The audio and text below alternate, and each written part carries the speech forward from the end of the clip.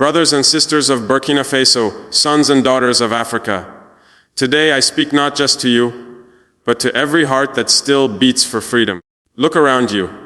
Look at the hands that built this land, the faces that have carried our history, the elders who have given us their wisdom, their sweat, and their lives. For too long they walked with tired feet while others drove in luxury.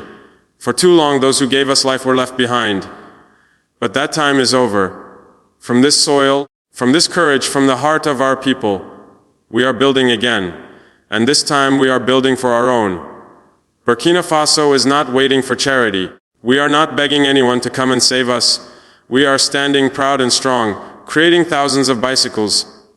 Not for the rich, not for politicians, not for foreign masters, but for our elders, our heroes, our mothers and fathers who raised us when the world ignored us. Each bicycle you see is not just metal and wheels. It is a symbol of dignity. It says to the world, what can produce? We can create. We can move forward on our own. Our elders will no longer walk miles under the burning sun. They will ride with pride, with wind on their faces, because their children have remembered them. This is not just about bicycles. This is about revolution, a revolution of the spirit, of the heart, of the mind. They told us we could not manufacture. They told us we must import everything. They told us Africa could only consume what others make. But here we are, turning wood, metal, and courage into movement, into freedom, into pride. Our workshops are not filled with machines from the West, but with the laughter and skill of our own people. Our engineers, our youth, our workers, they are the real soldiers of liberation. They are proving every day that we do not need to kneel before any empire. We do not need the approval of those who once enslaved our ancestors. We only need the will of our people, and that will is unbreakable. I say this clearly, Africa is not poor. Africa has been made poor, but that era ends now. We are reclaiming our destiny. One project, one idea, one victory at a time. When an old man in our village rides his new bicycle, he is not just moving, he is declaring independence. When an old woman smiles as she pedals through her town, she is announcing to the world, my children are awake. To the young people of Africa, listen to me, do not wait for anyone to come and build your future. You are the builders, you are the scientists, you are the inventors. If the world refuses to give us a seat at the table, we will build our own table with our own hands and our own wood. And when we sit, we will sit with pride as equals, not as servants. To the elders of our nation, I say this from my heart, you have carried us through storms. You have walked when we had nothing. Now it is your turn to rest, to ride, to live in dignity. This is our way of saying thank you, not with words but with action.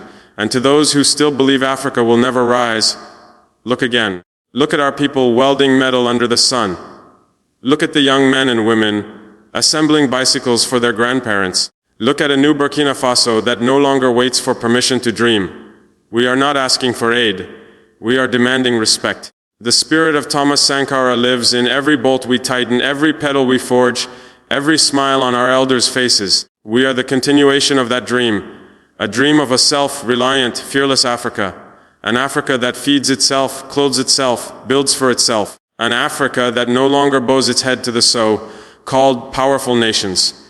We will stand tall among nations, not because we copied them, but because we remembered who we are. We are Africa, the first cradle of humanity, the land of strength, the land of hope, the land of eternal light.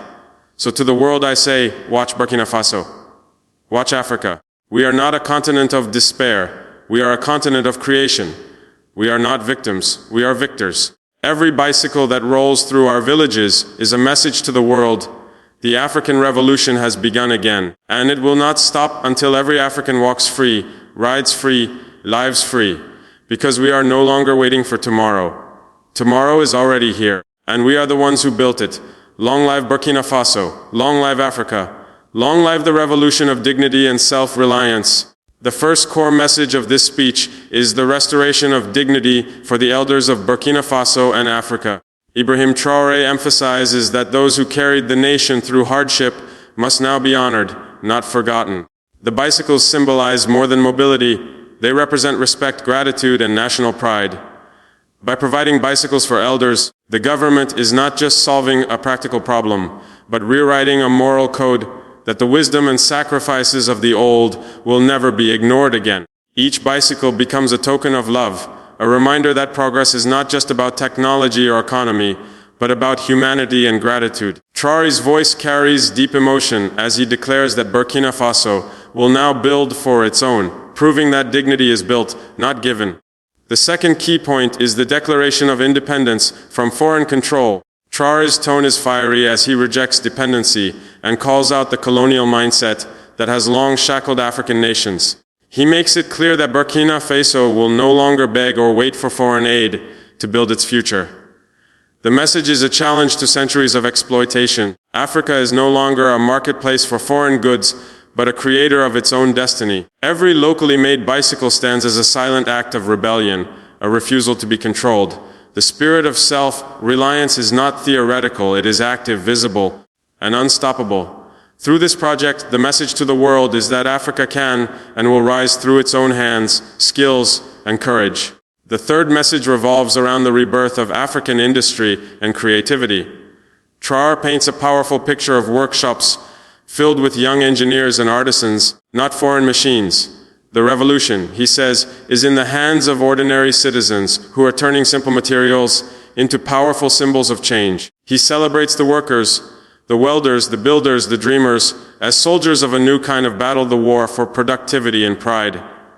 Each creation, from a bicycle frame to a wheel, becomes proof that Africa is capable of manufacturing, innovating, and leading. This point captures a vision of a continent that no longer consumes what others make, but produces what it needs. It's a vision of empowerment that transforms not just Burkina Faso, but the very idea of what Africa represents to the world. The fourth major point is a call to African youth to take charge of their destiny.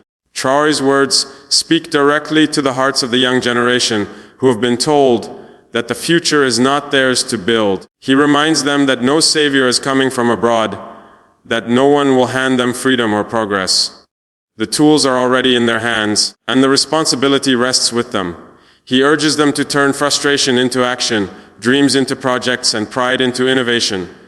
The youth, in his message, are the new revolutionaries, not with weapons, but with knowledge, courage, and unity. They are to build, not beg. This powerful message transforms the young listener from a spectator into a builder of a new Africa, an Africa defined by work, wisdom, and willpower. The final message is the rebirth of African unity, pride, and resistance. Traore ties Burkina Faso's achievements to the broader struggle of the entire continent. He reminds the world that the spirit of Sankara and the strength of Africa's ancestors still live on. The bicycles are more than national projects. They are symbols of continental awakening. Each one carries the message that Africa is done with submission and ready for creation. The revolution he speaks of is not of guns, but of minds, hands, and purpose. It is a movement that crosses borders, uniting all Africans in a shared identity of power, resilience, and faith in themselves.